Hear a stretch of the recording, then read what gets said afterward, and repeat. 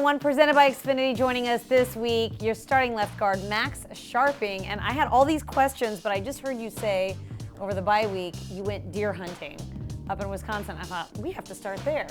So how was the bye week for you? Was it cold? And how long have you been doing this? Yeah, so I have been hunting for forever, really.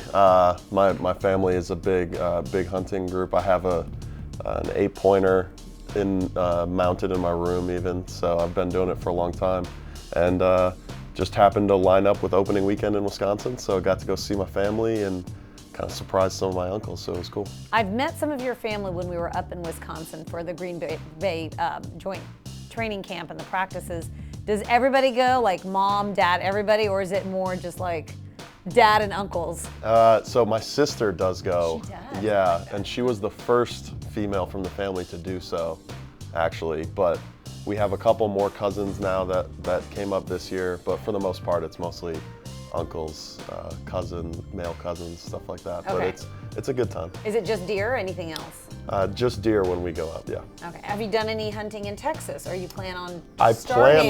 plan on going. I was invited, and it didn't work out one time with Cullen Gillespie. A great guy to go hunting exactly. in Texas. So we'll figure it out. I'll definitely be there. All right, let's talk about your rookie season. How's it going for you so far? I mean, is it about what you expected, adjusting to life in the NFL? What's been the trickiest part? What's surprised you about it? I think it's been fairly good so far. Obviously, never as good as I think it can be in my own mind. But playing next to Nick and LT kind of helps you out a lot. Those guys are great.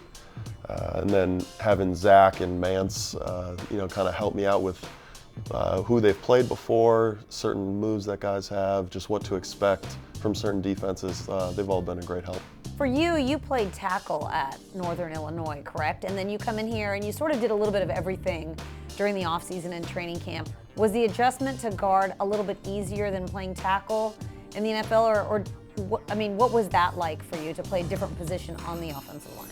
Yeah, so I actually did play guard for 1 year in college, but that was a long time ago. Okay. So it was a little bit of a transition, but like you said, I played a lot of guard during OTAs, during training camp, so that definitely helped out getting used to playing next to those guys. And then, like I said, when you're playing next to a couple pretty good players like Nick and LT, it helps you out a lot. Yeah, you're in between those two. How much did it help? I mean, LT was not here the entire offseason, and then he showed up prior to the start of the season. How much has he helped you in your growth? Obviously, he wasn't a rookie too long ago, but he's got quite a bit of experience under his belt. Yeah, I mean, he's one of the best left tackles in the league. I think anybody can see that just based on his film. So anytime you have a guy like that out there, it just kind of helps build your trust.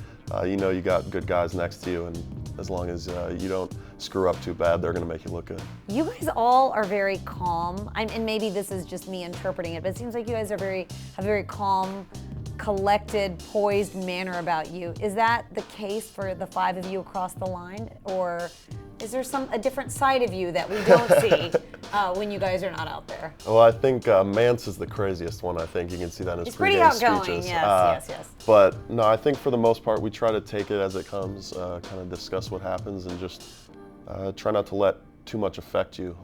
Because as offensive linemen, you have to kind of be ready for anything during a game. You're not going to win every single matchup. There's good guys across the ball from you. So as long as you can keep your cool, don't let one play affect the next, then you'll be okay.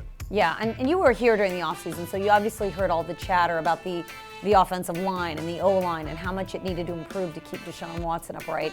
And it seems like just through this first part of the season, you guys had a couple games with a clean pocket for him, no sacks, a few games with just 1 sack. And I believe you're 4-0 in games where you've allowed 2 sacks or fewer. So what has been the turning point, or what was really the difference in getting that chemistry across the line for all of you? Well, I think that's just it. You just got to play together a little bit more, learn how everybody communicates. And once you build that chemistry, it kind of makes everything a little bit easier because you know what one guy's thinking. The communication becomes easier between different guys if you played next to them for a little bit longer. So just getting reps with each other. I've heard offensive linemen say that when they've played to a guy for a long time, they don't even really need to speak. Just a look or a grunt or whatever can just communicate it. Do you feel like you're getting to that level, or you're quickly approaching it, or are you already there, you think? I think obviously you always have to keep working on it, but I think we're working there. Hopefully we'll be there pretty soon. All right, what about the guy behind you, Deshaun Watson, the one that you're protecting for? What's it like being with him in the huddle and pass protecting for him? I mean, he's amazing. I think everybody can see that. The play is never over with him, and you just want to keep him upright, like you said, because he makes special things happen. So I think personally one of the best quarterbacks in the league, and we take that to heart on the offensive line. We want to keep him upright, make sure he's healthy, and can get the ball to our other playmakers. Is there any, I mean, he's made so many spectacular plays on the field, but has there been any one particular play that's really stood out to you? Are you able to sort of see what he's doing when he's doing all these magical magician-like moves on the field? Is anything really stood out to you? The one that really stands out is that Raiders game one, because I was kind of right in front of him when it was going on. Like, he rolled out to his right there, and I was kind of like looking at him like this, and I just see him like adjust his face mask and then throw it to Fells. It was amazing. Yeah, he's had quite. Is that the one where he fumbled, picked up the first down, and ran it? Or that was early? Oh, that was a different one. That was a different game. I didn't see that one, and I heard about it afterwards. I was like, wait, he did what? Yeah, I asked Bill O'Brien about it, and he said, yeah, that's exactly how we drew it up. Oh, of course. That's exactly how we practice it. Of course. What about your O-line dinners? You guys are well known for your big dinners and eating out. What has that been like for you? Who eats the most? I've gotten a couple of answers. I want to see if you're consistent with it. Who eats the most? I would say,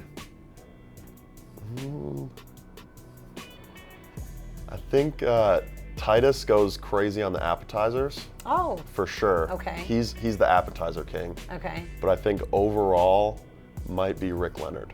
Oh, interesting. I've heard Titus's name as well as being quite the eater. I mean, he did put on 100 pounds in college, so yeah. He's got some good practice. For sure.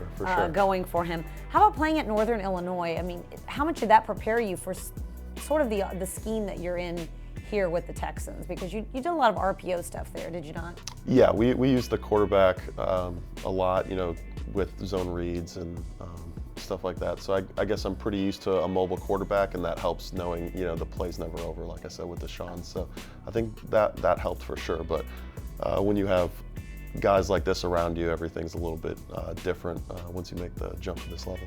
Yeah, and Bill O'Brien, I remember early on, I mean, he does not like to have a lot of praise for rookies. Rookies are rookies, but it seemed like he early on sort of recognized what you brought to the table, and he talked a lot about your intelligence and your work ethic and the routine that you had and how you came in every single day, and that your preparation really helped get you up to speed faster. Where does that work ethic come from for you? Have you always been like that? Yeah, just I don't know. I think probably from my parents, they probably instilled it in me, and I think I have an older sister, so I was always competing with her, trying to be better than she was at whatever she was doing. So I think that kind of helped, a little competitive streak. But yeah, I think it was just, I don't want to let anybody down, and so I just try to get in, do my work, and do it to the best of my ability. All right, I asked offensive coordinator Tim Kelly about this.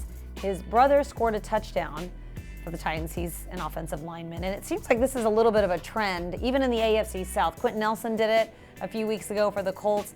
As offensive linemen, have you guys been rallying a little bit for a touchdown catch of your own?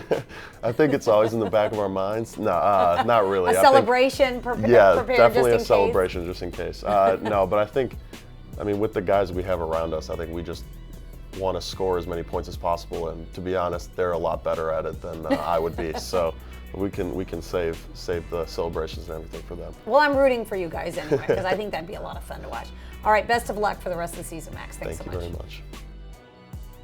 Comment below who you think I should interview next for my Deep Slant.